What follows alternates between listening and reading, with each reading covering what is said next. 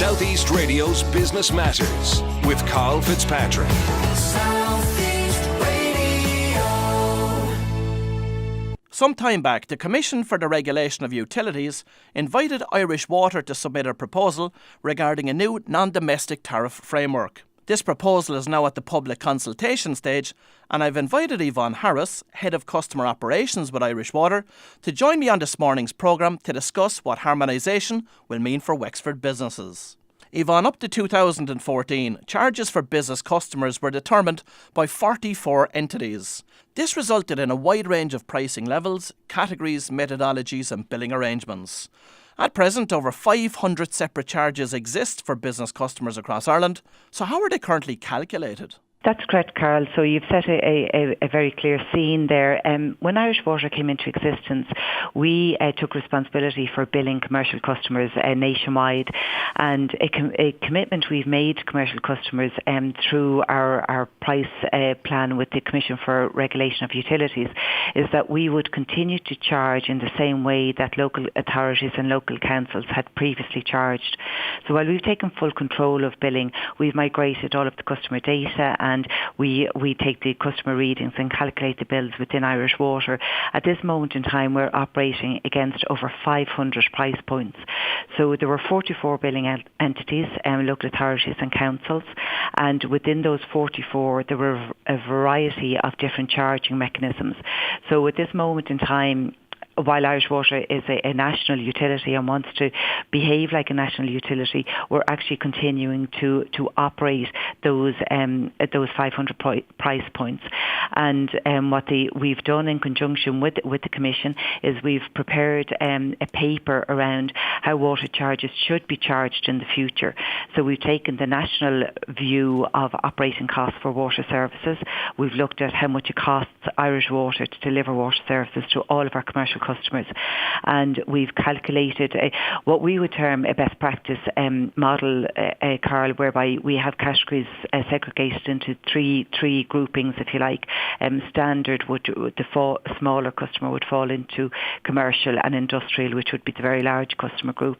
And essentially what we've done is we've calculated a charging mechanism, a pricing mechanism, and we have submitted that to the Commission, and they have now gone to public consultation with that pricing mechanism and that model, and that's for consultation. We're very keen for our customers, your listeners, to review that paper and to give their comments back to the Commission for Regulation of Utilities, because it's really a great opportunity for business customers now to understand what the Irish Water proposal is and really to get their voice heard. So, Yvonne, Irish Water was requested by the Commission for Regulation of Utilities to develop a proposal for a new non-domestic water tariff framework with a view to introducing more harmonised charging arrangements. What suggested changes were contained in Irish Water's proposal? Certainly, Karl. So essentially, one of the key most important things is that the charging mechanism is cost reflective.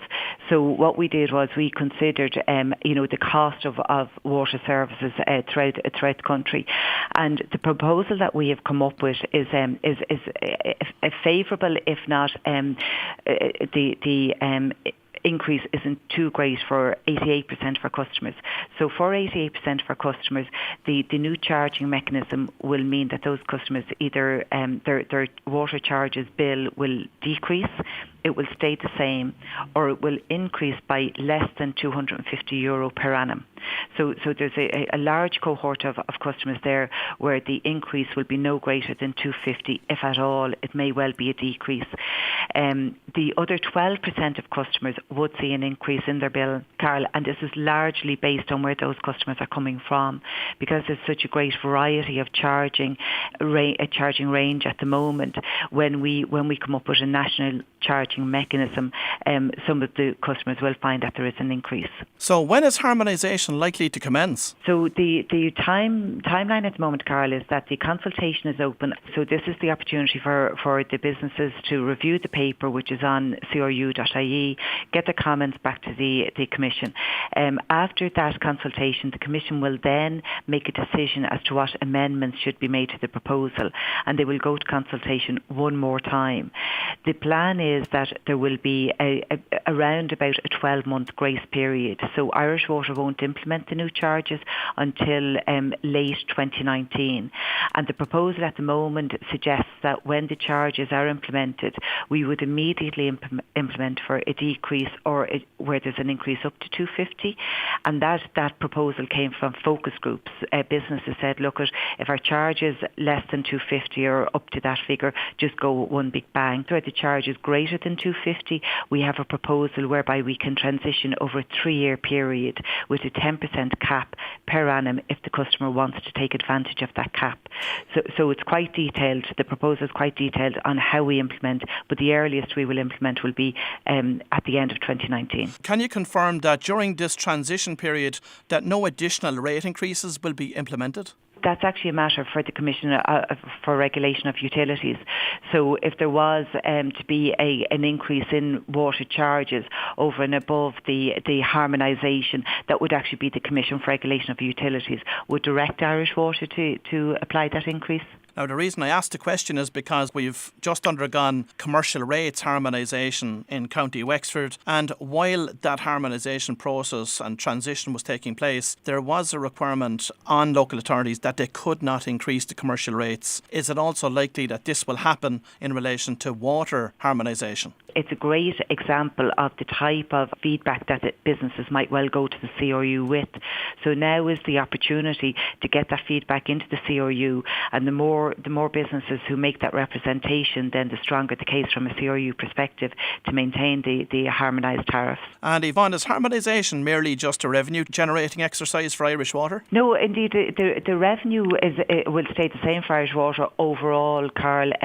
It's really around cost reflectiveness and cost reflectivity. There, at this moment in time, a small hair salon maybe pays the same standing charge as a large industrial user, and indeed a small hair salon using the same amount of water in 2 counties could have a bill of nearly €1,000 purely because they sit in a different county. So this is really around equity from a customer perspective at on a nationwide level, cost reflectivity for Irish Water. But overall, as you know, we're subsidised from the government for domestic charging. That will continue. So overall, the revenue for Irish Water is actually the same. But what we're doing is implementing a best in class, if you like, charging regime, which most businesses would expect. It would be very similar to, the electricity model, the gas model, and indeed international models, whereby you would have a unit rate, you would have a standing charge rate, and you would have customers falling into one of 3 categories.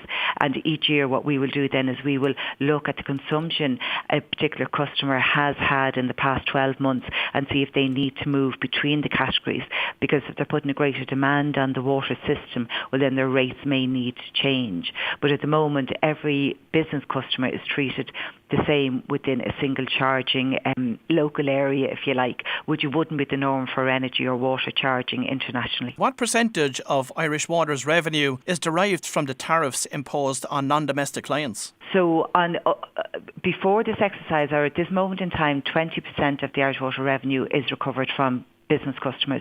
Now, when we looked at this from a national perspective, Karl, and from a cost reflectivity, we found that business customers actually demand, if you like, that 24% of our revenue be reflected in the commercial entities. So of 100% of our revenue right now, 20% is assigned to commercial and 80% to domestic. Going forward, 24% is more cost reflective for commercial, but then that 80% will reduce to 76 for domestic. So our revenue amount will be kept the same under our regulated regime, if you like.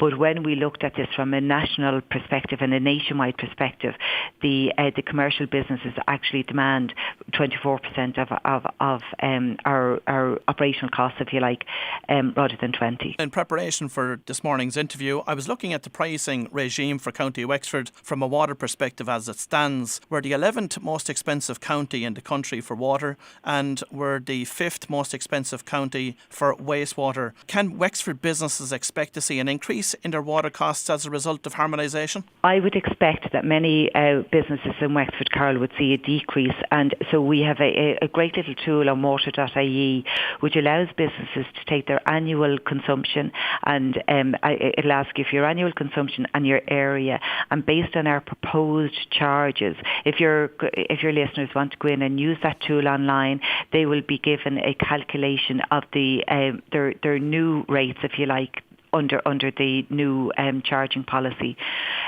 So we can't categorically say businesses in Wexford will decrease because of the categorisation of standard, commercial and industrial, but I would expect that there will be many businesses in Wexford that will decrease, and businesses should go on and use the tool, and they will be able to calculate what their charge will be under the new regime and compare that to the existing regime, and again that will allow them to feed back to the Commission any commentary that they would have. Now, many critics would say that it would be more prudent to fix the existing leakages within the network prior to implementing water harmonisation. Look, Karl, leak management is a huge focal point for Irish Water at the moment, given the current scenario, both with the current drought, the nationwide drought, and even before that, leakage management is a huge focus for Irish Water. And this, along with our many other activities, if you like, moving into capital investment and all of those other activities will all run alongside the tariff harmonisation.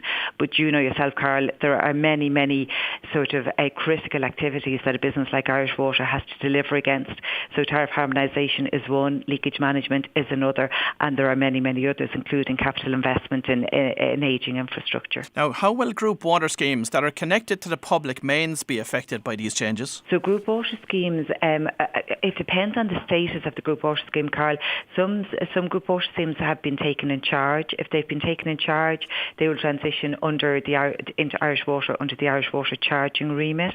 However, if they haven't been taken in charge, their charging mechanism will remain outside of the public charging mechanism, if you like. So it really does depend on the group water scheme, and Irish Water would be happy to answer any queries on from specific group water schemes. And indeed, if the group water scheme feels that they may well come into the public arena in the near future, or indeed they feel that it is something that's going to happen, they should also respond to the Commission and read the paper and get their voice heard, because this is the one opportunity for this regime, which will then be in place for a number of years. So effectively, water rates are going to follow a national mandate, but in terms of infrastructure, there are many parts of the country which have far newer infrastructure in place than others. So is harmonisation not going to be placing those at a distinct disadvantage because they're going to be picking up the tab to put new infrastructure in elsewhere? No, the investment plan, that Irish Water has agreed with the Commission and with the Department, Karl, is agreed as such, and we put a business case forward every year, and we have a capital investment that we are allowed to spend over the next couple of years, and that would go through very stringent planning criteria within Irish Water, and there'd be many aspects of that criteria, and so that's, when I say separate, it's still obviously all one national utility, but the charging and the revenue stream from the commercial customers is somewhat separate.